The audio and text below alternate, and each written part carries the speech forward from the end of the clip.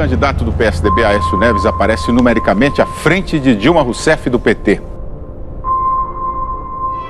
O país teve que esperar até as 8 da noite, quando as urnas foram fechadas no Acre, para acompanhar a apuração da eleição presidencial. Enquanto o Brasil inteiro aguardava em clima de suspense os primeiros resultados oficiais da eleição presidencial, pouco mais de 20 pessoas sabiam de tudo no Tribunal Superior Eleitoral. Às 7h32, só o restrito grupo testemunhou o momento decisivo da eleição. A candidata do PT ultrapassou o candidato do PSDB e assumiu a liderança. A informação é: Dilma está reeleita.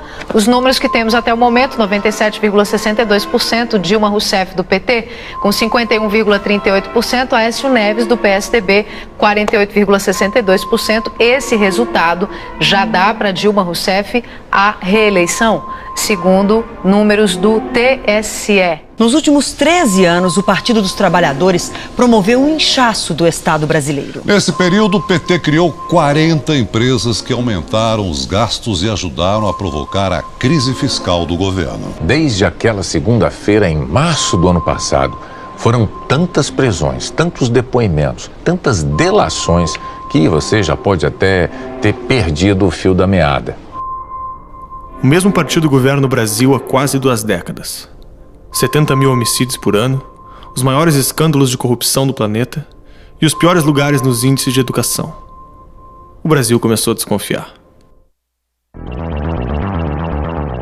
Todos os votos brasileiros são feitos pelo coletor DRE. E o Brasil é o único país do mundo com um sistema 100% eletrônico e sem nenhuma confirmação de voto impresso. Como resposta aos pedidos frequentes por maior transparência no processo eleitoral, em 2009 o TSE passou a permitir testes públicos de segurança. Investigadores pré-aprovados podiam testar de forma limitada as urnas eletrônicas.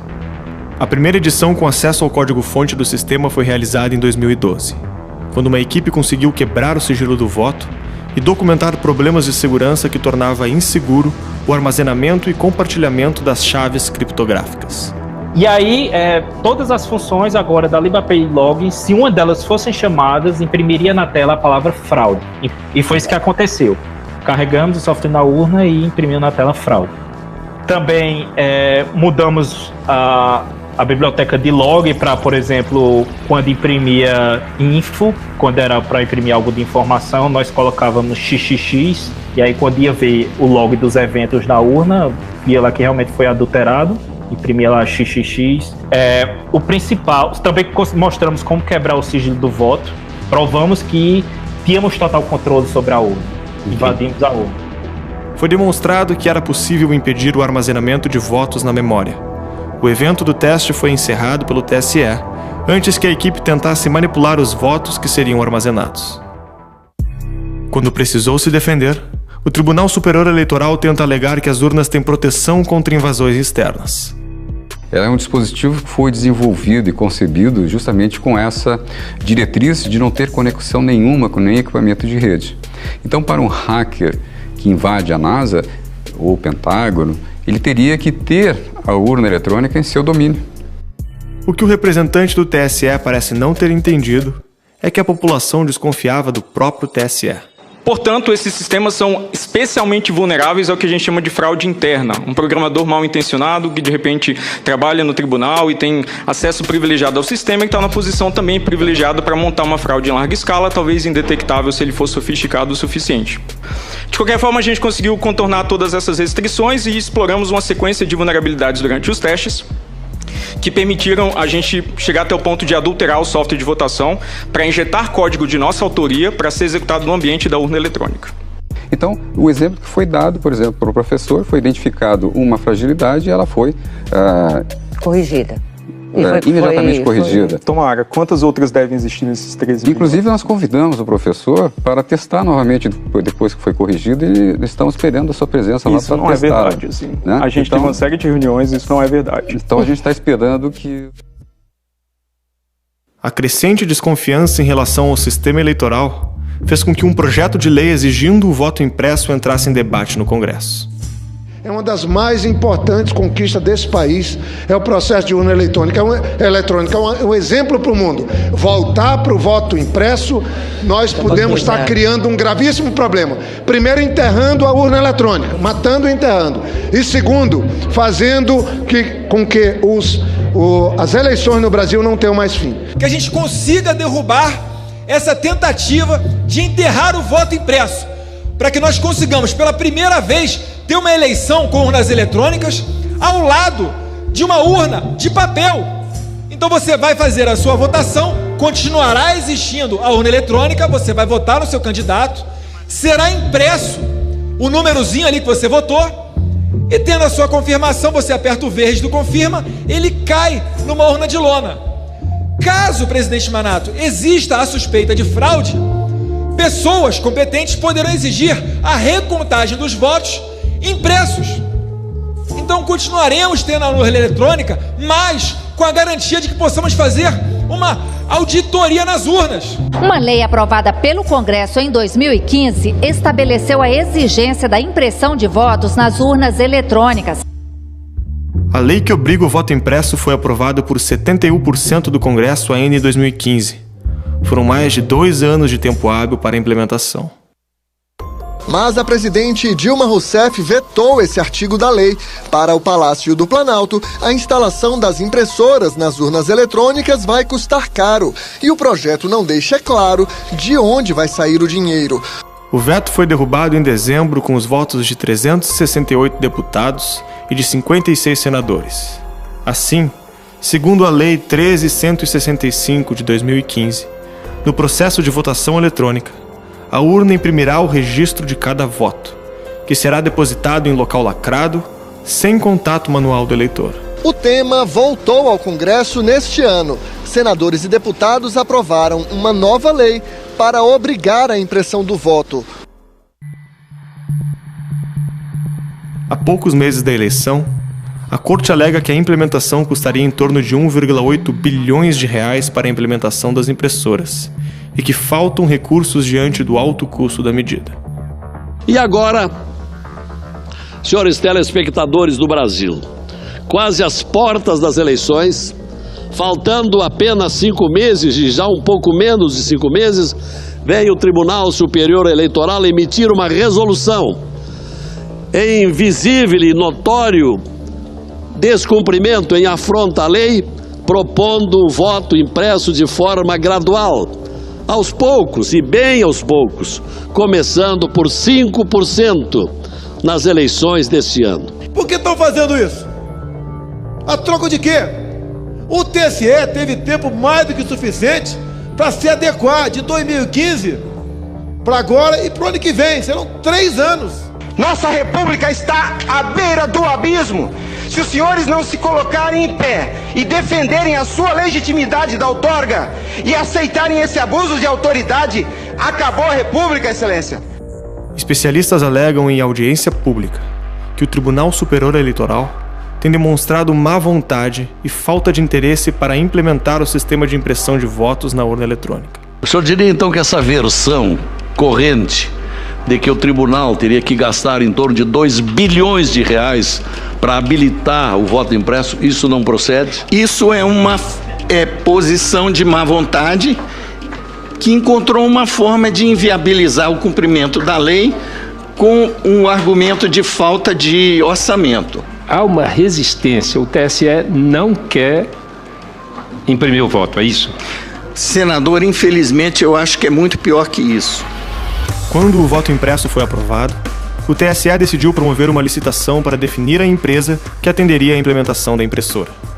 O edital TSE 106/2017 vinha acompanhado de um termo de confidencialidade que determinava, na segunda cláusula, que as chaves criptográficas de segurança das urnas eletrônicas poderiam ser cedidas para a empresa contratada.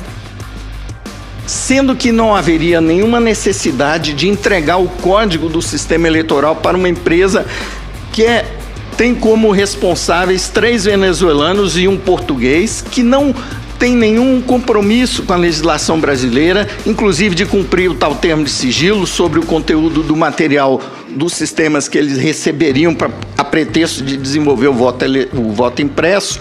Isso, o que está no edital de licitação para implementar o voto impresso esse ano, a meu ver, é um ato de traição à soberania nacional.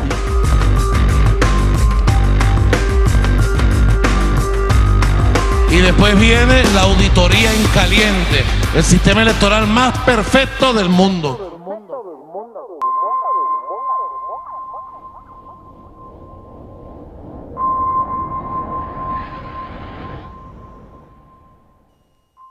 Eu quero falar com você, mulher. Alguma vez já te chamaram de fraca, de incapaz? Eu sei como é. Cabo Daciolo 51. Glória! Governar o Brasil com competência, honra e caráter. Sinais fortes. Cheguei no topo da carreira. Decidi que era hora de voltar ao Brasil. E foi aí que começou a história do Chamo Meirelles. 63 milhões com o nome no SPC. Mas nós podemos virar esse jogo, a começar por esse problema do SPC com o programa Nome Limpo. Eu quero apresentar para vocês Guilherme Boulos, candidato a presidente que tem coragem de enfrentar privilégios e propostas para mudar a vida do povo brasileiro. O Brasil é Geraldo, pra uma nova nação. O Brasil é Geraldo, é cabeça e coração. O Brasil é Geraldo. Você não está sozinho. Lula livre! Boa noite, presidente Lula! É o Lula, é a Haddad, é o povo, é o Brasil feliz de novo. Se depender de mim, essa é a última eleição com programa eleitoral obrigatório. E você? Chega de blá, Álvaro Dias vai. Vamos caminhar juntos em defesa da família e da nossa pátria. Rumo à vitória. Neste cenário, Jair Bolsonaro, do PSL, tem 20%. Marina Silva, da Rede, está com 12%. Ciro Gomes, do PDT, tem 9%. Geraldo Alckmin, do PSDB, 7%. Fernando Haddad, do PT, tem 4%. A polêmica das urnas estava abafada pelo alto barulho causado pela campanha eleitoral, que começou com toda a intensidade, já que em 2018, o período de campanha seria mais curto do que nos anos anteriores. As pesquisas oscilavam e indicavam um crescimento progressivo do candidato Fernando Haddad, na medida em que ele se consolidava como representante de Lula na percepção de seus eleitores. Segundo o Ibope, Haddad subiu de 4% para 6% nas intenções de voto em poucos dias, enquanto o candidato Jair Bolsonaro subiu de 20% para 22%. Ninguém podia imaginar que no dia 6 de setembro de 2018, na Rua Batista de Oliveira, em Juiz de Fora, um ato extremo e sem precedentes na história eleitoral brasileira chamaria a atenção do mundo inteiro.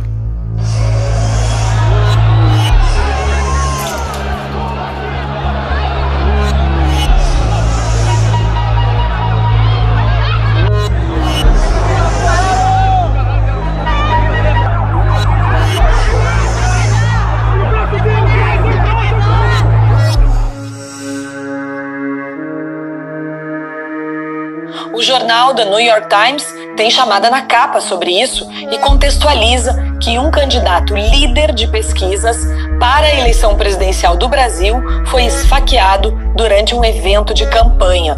O Washington Post coloca a notícia do esfaqueamento contra Bolsonaro também na capa do jornal.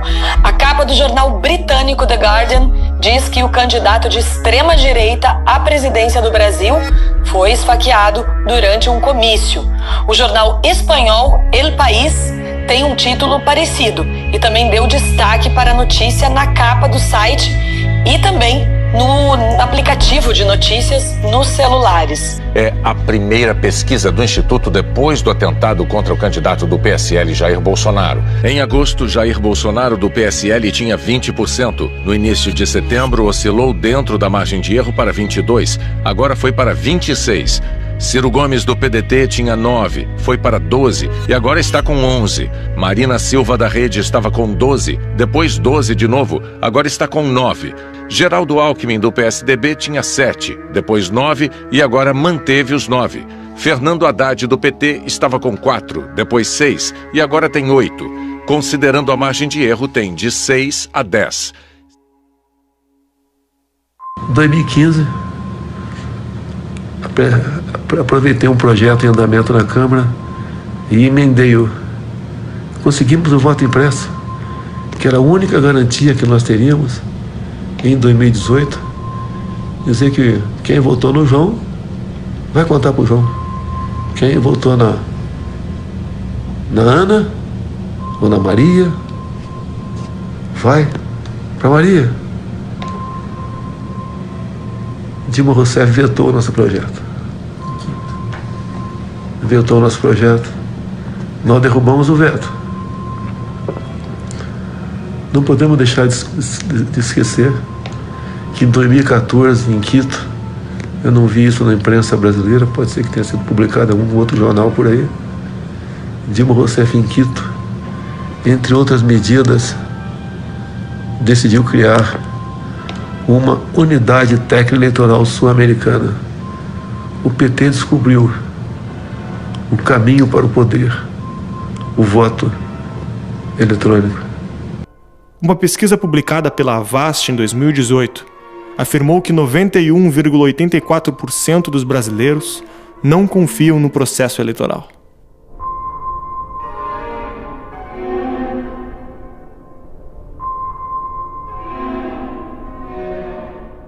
Infelizmente, para nossa autoestima, então, um debate que tem ganhado cada vez mais espaço nos veículos de comunicação e também nas ruas é a questão da fragilidade da transparência das nossas urnas eletrônicas.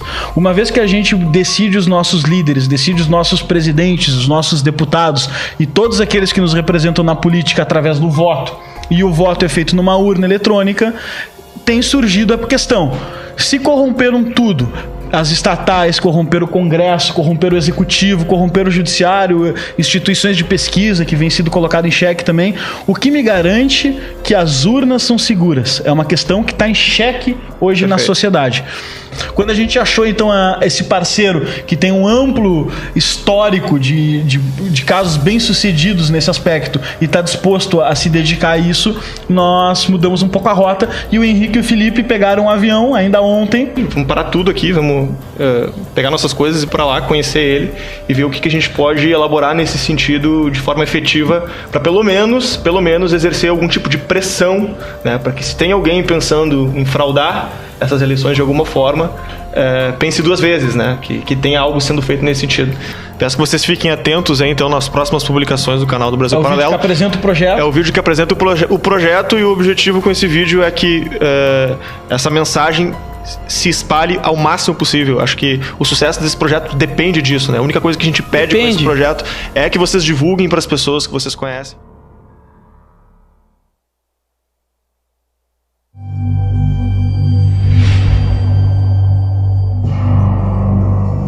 O método utilizado nesse tipo de investigação é baseado na lei de Benford, e ele é tão confiável que em alguns países, como por exemplo nos Estados Unidos, isso tem validade como prova judicial. No caso da fraude da Enron, a prova de Benford foi um teste decisivo para a configuração da fraude perante o Poder Judiciário americano. E é exatamente esta metodologia que nos aponta que a probabilidade de fraude na eleição presidencial brasileira de 2014 foi de 73,14%. É necessária uma operação estruturada para que o cruzamento de dados seja feito. Nas eleições de 2014, só foi possível iniciar esse trabalho alguns meses depois da apuração. Dessa vez vai ser diferente, porque nós estruturamos uma operação tecnológica para checar em tempo real a validade da apuração. Em laboratório sediado nos Estados Unidos, nós montamos um cluster de servidores com alto poder de processamento. Essas máquinas estão configuradas para capturar, processar e analisar o banco de dados do Tribunal Superior Eleitoral. O cruzamento dos dados do TSE com a curva da lei de Benford vai nos dar o índice de confiabilidade do resultado das eleições brasileiras de 2018. Trabalharemos em paralelo com a apuração do TSE e publicaremos os resultados da Operação Antifraude 2018 4 dias após o encerramento da apuração, ou seja, no dia 11 de outubro. A publicação será encaminhada para a comunidade científica internacional. e será divulgada para o povo brasileiro. O Brasil precisa que o maior número de pessoas saiba que essa operação está acontecendo. Só assim nós vamos reduzir o risco de fraude. A sua missão é compartilhar essa mensagem.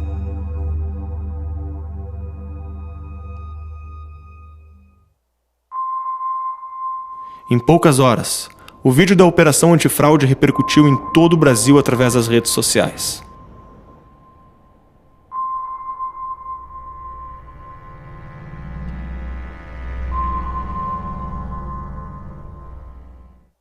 Às pressas, grandes veículos de comunicação tentaram invalidar a operação, publicando matérias difamatórias, copiando na íntegra a declaração do próprio TSE sobre a segurança das urnas. O sistema de incentivos está pervertido. Aqueles que deveriam investigar igualam a verdade à opinião do governo e vendem a opinião para a população, recebendo bilhões de reais para fazerem isso. Me desculpa, mas a opinião de vocês está em descrédito, justamente por práticas como essas. E se a Globo um dia foi uma instituição respeitável, formada por pessoas respeitáveis, vocês deviam prezar por isso. A Rede Globo não tentou entrar em contato com o Brasil Paralelo.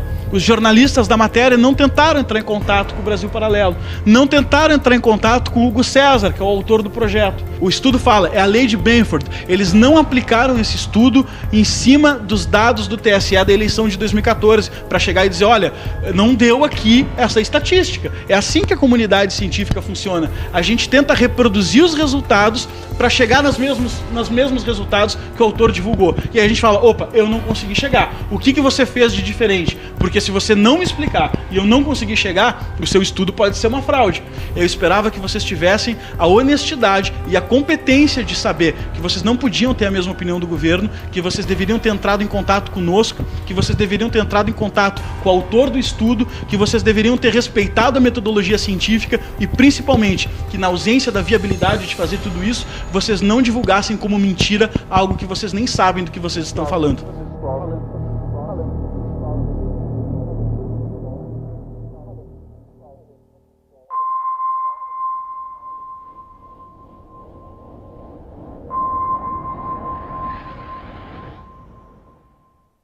Em sessões diferentes, os eleitores disseram que quando foram votar, digitavam os números corretamente, mas na tela aparecia a foto de outro candidato.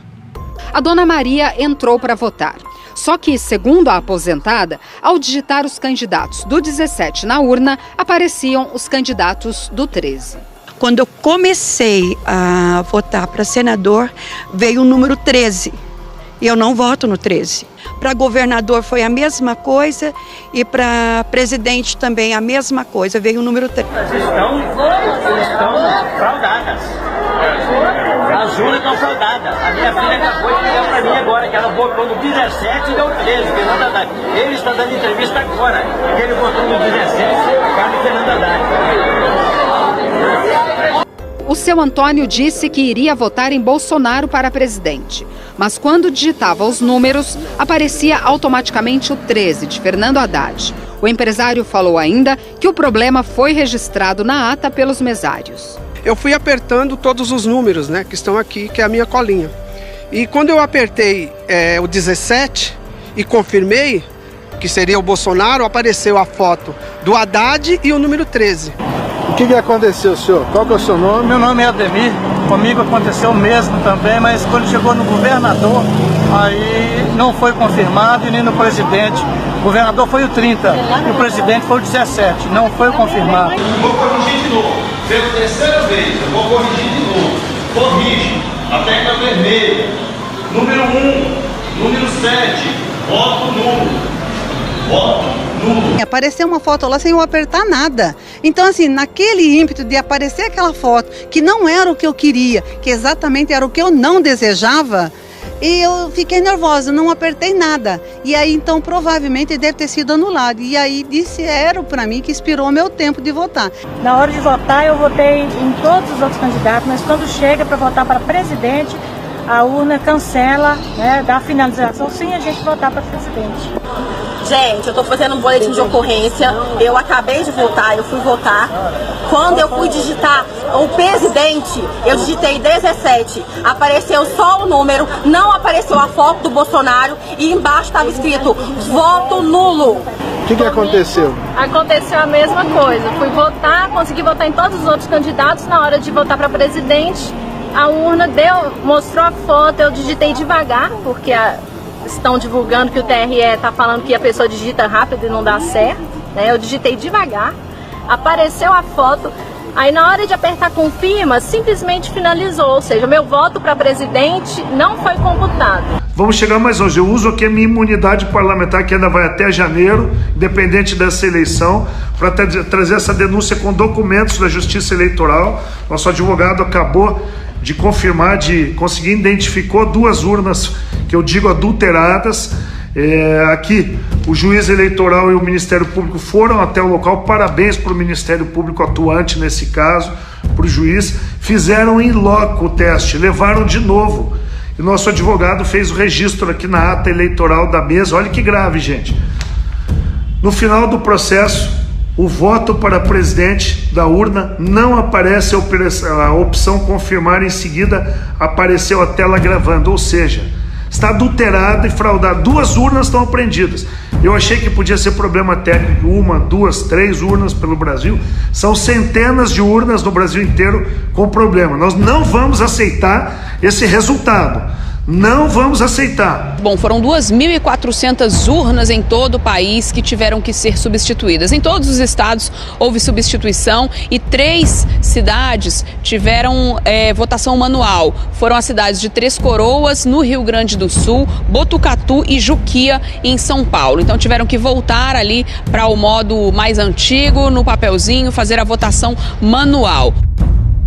Às 17 horas, quando as primeiras urnas foram fechadas, o ministro da Segurança Pública, Raul Jungmann, fez uma declaração alegando que é inaceitável tentar fazer crer que as urnas são frágeis e passíveis de fraude. Jungmann concluiu dizendo que estão chegando aos responsáveis pelas fake news e que eles serão denunciados pelo Ministério Público e enquadrados em falsidade ideológica ou crime contra a honra. Prestem atenção, o que esse sujeito disse? Ele não disse que as fraudes estão sendo investigadas ou que as possibilidades de fraudes estão sendo investigadas. Ele disse que aqueles que denunciaram as fraudes estão sendo investigados. Então, nessas poucas linhas, seu ministro, você cometeu 3 crimes. 3 crimes. Primeiro, prevaricação. Você deixou de cumprir o seu dever de ofício, que é investigar as denúncias em vez de intimidar os denunciantes. Segundo, você praticou o crime de ameaça, que é ameaçar de trazer um dano injusto a uma pessoa, tá certo? E terceiro, você cometeu o crime de constrangimento ilegal, que é impedir a pessoa de fazer o que a lei permite. 3 crimes em 2 minutos. Isso bem mostra a natureza dessa sua mente porca, né? Então, em primeiro lugar, ele deu essa entrevista poucas horas depois da eleição. Já havia ali milhares de denúncias. Como é possível esse sujeito dizer que investigou? Não necessariamente o que os nossos olhos veem, o que os nossos ouvidos escutam, corresponde ao que realmente acontece.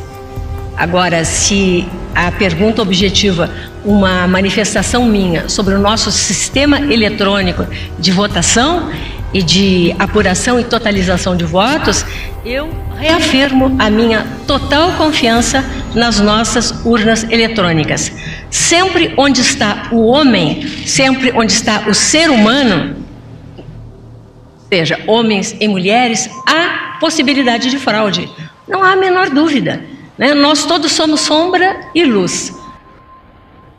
Alguns dias após os dados da apuração eletrônica serem disponibilizados pelo TSE, o pesquisador Hugo Echel aplicou a metodologia de Benford sobre os dados do primeiro turno da eleição de 2018 e divulgou os resultados do estudo. Esses dados foram organizados de uma forma gráfica, onde cada uma das barras azuis representa um dos subgrupos numéricos. As linhas laranja representam os limites da lei de Benford, com uma margem de erro de 3% para mais ou para menos. Desses, apenas 25 apresentaram conformidade com a lei de Benford, ou seja, existe 77,68% de inconsistência no conjunto numérico analisado. O objetivo desse estudo não é apontar a existência ou não de uma fraude, e sim verificar, de acordo com a lei de Benford, a probabilidade dos números terem sido alterados artificialmente. O resultado que acabamos de apresentar aponta a necessidade de uma investigação mais profunda sobre o resultado das eleições, e a forma mais confiável é a recontagem física dos votos e que ela seja acessível a qualquer cidadão. Isso é impossível no atual sistema eleitoral brasileiro.